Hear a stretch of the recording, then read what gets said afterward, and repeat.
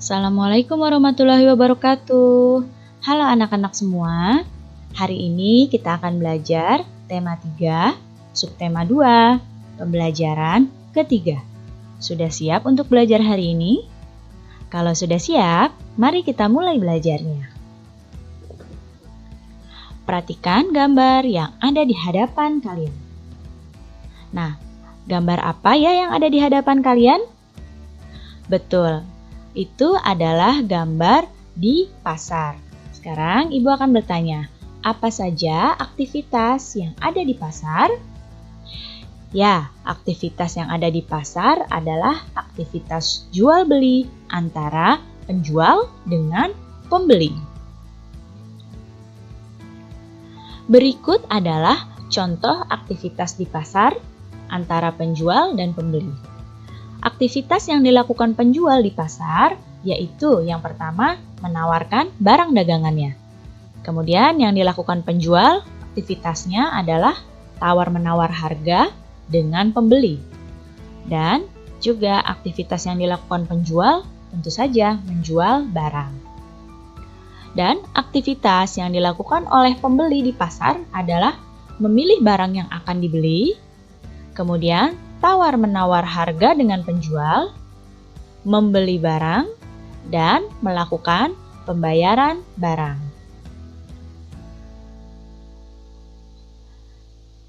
Masyarakat melakukan aktivitas untuk memenuhi kebutuhan. Semua aktivitas yang menggabungkan aspek sosial dan ekonomi untuk mencapai kesejahteraan sosial disebut pembangunan sosial. Pembangunan sosial itu dimaksudkan untuk meningkatkan kesejahteraan sosial, di mana kebutuhan masyarakat secara sosial, ekonomi, dan spiritual dapat terpenuhi.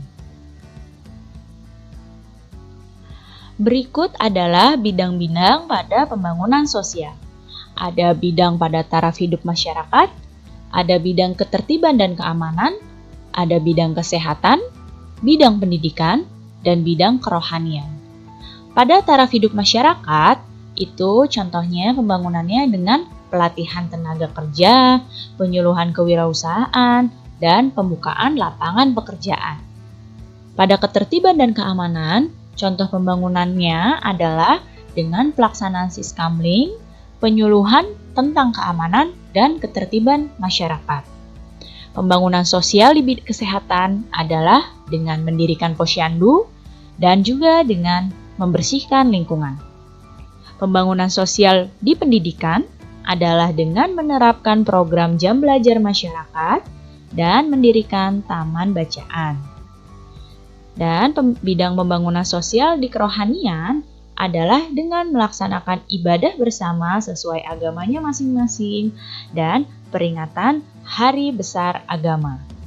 Jadi ini ya contoh-contoh bidang pembangunan sosial.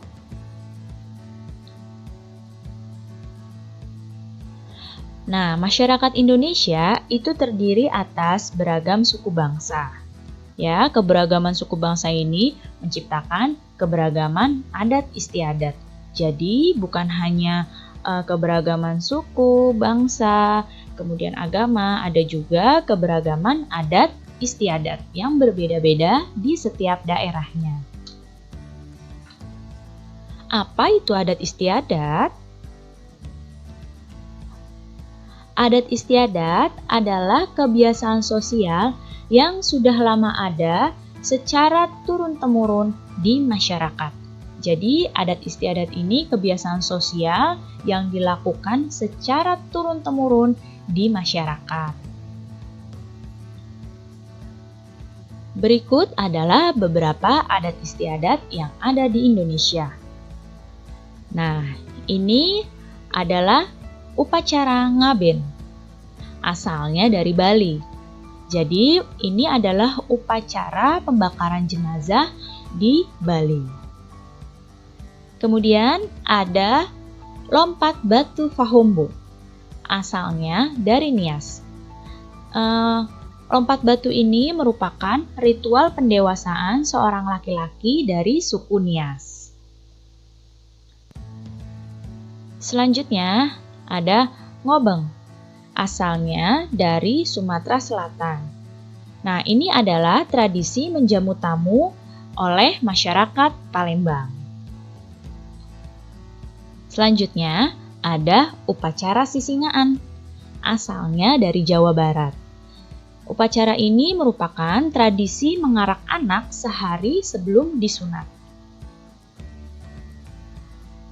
Nah, selanjutnya ada tedak siten, asalnya dari Jawa. Merupakan upacara pada saat pertama kali seorang anak belajar menginjakkan kaki ke tanah. Dan yang ini adalah kebo-keboan, asalnya dari Banyuwangi. Nah, ini merupakan upacara memohon kesuburan sawah dan hasil panen yang melimpah. Adat istiadat tersebut menggambarkan keragaman suku dan budaya di Indonesia. Dalam pelaksanaan upacara adat tersebut akan terjalin kerjasama yang baik antar warga masyarakat, sehingga dapat menciptakan kerukunan. Nah, sekarang perhatikan iklan berikut ini. Nah, di sini ada iklan dengan kalimat hidup rukun, cermin budaya bangsa Indonesia. Sekarang Ibu tanya, ini termasuk iklan media cetak atau media elektronik ya? Ya, ini termasuk iklan media cetak. Nah, sekarang kita akan membahas perbedaan antara iklan media cetak dengan iklan media elektronik.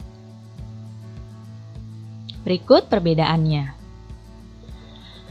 Pada iklan media cetak, iklannya ini disampaikan secara tertulis. Kalau iklan media elektronik, iklannya disampaikan secara lisan, melalui suara atau video. Iklan media cetak, iklannya dapat dibaca kapan saja. Kalau iklan media elektronik, iklan hanya ditampilkan dalam waktu yang singkat. Kemudian, pada iklan media cetak, bahasa yang digunakan adalah bahasa yang formal. Sedangkan pada iklan media elektronik, bahasa yang digunakan bisa bahasa yang formal maupun non-formal. Nah, walaupun terdapat beberapa perbedaan, kedua jenis iklan tersebut memiliki persamaan, yaitu sama-sama dibuat untuk meyakinkan dan memengaruhi pembaca atau pendengar.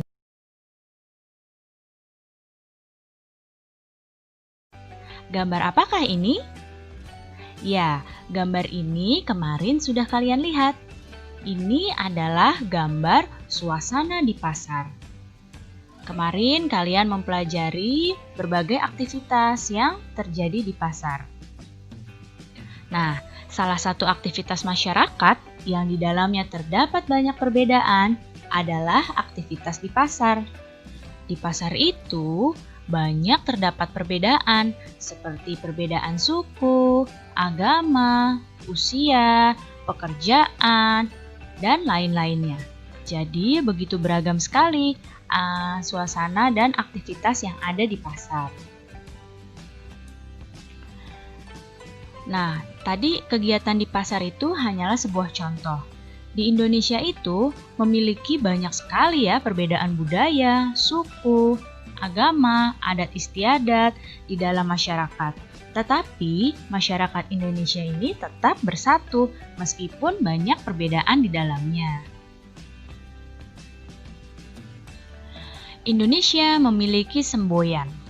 Kalian sudah pasti tahu semboyan bangsa Indonesia adalah Bhinneka Tunggal Ika, yang artinya walaupun berbeda-beda tetapi tetap satu jua.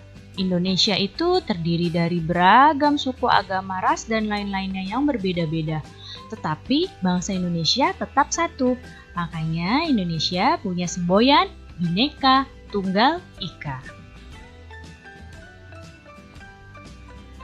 Kita itu harus saling menghormati dan menghargai keragaman yang ada di masyarakat. Upaya saling menghormati dan menghargai dapat terwujud dengan kerjasama.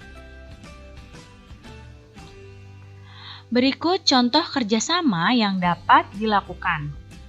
Nah, yang pertama contoh kerjasamanya adalah melaksanakan piket bersama. Nah, yang pertama ini merupakan contoh kerjasama yang ada di sekolah.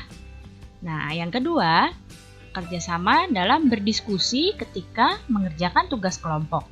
Yang ini juga ketika kerjasama yang ada di sekolah. Yang ketiga, contoh kerjasama yang dapat dilakukan adalah melaksanakan kerja bakti di lingkungan sekitar. Dan juga contoh kerjasama yang lain adalah menolong tetangga yang mengalami kesulitan. Nah, untuk melaksanakan kerja bakti dan menolong tetangga yang kesulitan, ini adalah contoh kerjasama di lingkungan masyarakat. Nah, kerjasama ini memiliki manfaat. Ya, manfaatnya untuk keberagaman. Yang pertama, pekerjaan yang berat akan menjadi ringan dan menjadi cepat selesai. Ya. Kemudian, kerjasama ini juga dapat meningkatkan kerukunan. Dan juga kerjasama dapat memperkuat persatuan dan kesatuan bangsa. Banyak sekali ya manfaat kerjasama. Sekarang perhatikan gambar berikut ini.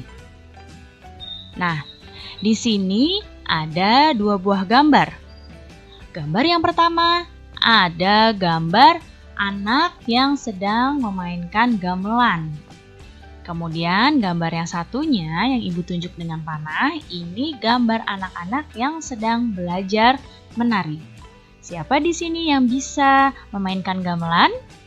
Atau siapakah di sini yang bisa menampilkan tarian tradisional? Wah, kalau kalian bisa, kalian hebat. Kedua gambar ini yang ada di hadapan kalian bercerita tentang upaya manusia dalam pembangunan sosial budaya. Kebudayaan merupakan kekayaan bangsa kita dan hal itu harus dijaga. Dalam hubungannya dengan interaksi sosial, kebudayaan mengatur agar manusia dapat mengerti satu sama lain. Kebudayaan mendorong manusia untuk bertindak dan berperilaku demi kebaikan bersama, sehingga tercipta kehidupan masyarakat yang harmonis. Berikut contoh aktivitas yang mencerminkan budaya. Yang pertama, contoh aktivitas yang mencerminkan melestarikan budaya, yaitu mengajarkan budaya pada generasi muda. Kemudian yang kedua, belajar membatik, contoh aktivitas selanjutnya. Ya, selanjutnya contoh aktivitasnya adalah membudayakan semangat gotong royong. Wah, semangat gotong royong ini harus selalu dijaga, karena ini ciri bangsa Indonesia. Contoh aktivitas lain yang mencerminkan budaya adalah mengunjungi museum budaya. Dan contoh yang lainnya adalah mementaskan seni tradisional daerah, baik itu tarian ataupun untuk memainkan alat musik daerah atau seni-seni tradisional yang lainnya. Nah, ini merupakan contoh aktivitas yang mencerminkan budaya. Sebenarnya masih banyak lagi yang lainnya ya. Ini hanya beberapa contohnya. Budaya Indonesia ini cukup beragam. Keragaman tersebut sering dijadikan bahan untuk iklan budaya. Nah, baik iklan di media cetak maupun di media elektronik. Mungkin di televisi atau di koran, kalian seringkali melihat ada budaya-budaya Indonesia yang ditampilkan, baik itu tarian atau dalam bentuk-bentuk lain. Nah, iklan itu harus disajikan secara menarik, dengan kata kunci dan gambar yang sesuai dengan tujuan iklannya. Ya, apa itu kata kunci? Kita ingat kembali, kata kunci merupakan kata-kata singkat yang mewakili ide yang ingin disampaikan. Jika iklannya tentang budaya, maka kata kuncinya dan gambarnya harus sesuai, yaitu juga tentang budaya. Nah, sekarang perhatikan iklan berikut ini. Nah, di sini ada iklan dengan kalimat iklan Pesona Pangan Nusantara ke-10. Ada gambar-gambar makanan Indonesia. Nah, Kalimat iklannya di samping adalah Pesona Pangan Nusantara ke-10. Apa kata kuncinya iklan dari iklan ini? Ya, kata kuncinya adalah Pangan Nusantara. Ingat, iklan harus dibuat semenarik mungkin agar menarik yang membacanya, ya. Baik anak-anak, cukup sekian ya penjelasan Ibu kali ini. Mudah-mudahan kalian dapat paham dan mengerti. Terima kasih anak-anak semua. Sampai jumpa lagi. Wassalamualaikum warahmatullahi wabarakatuh.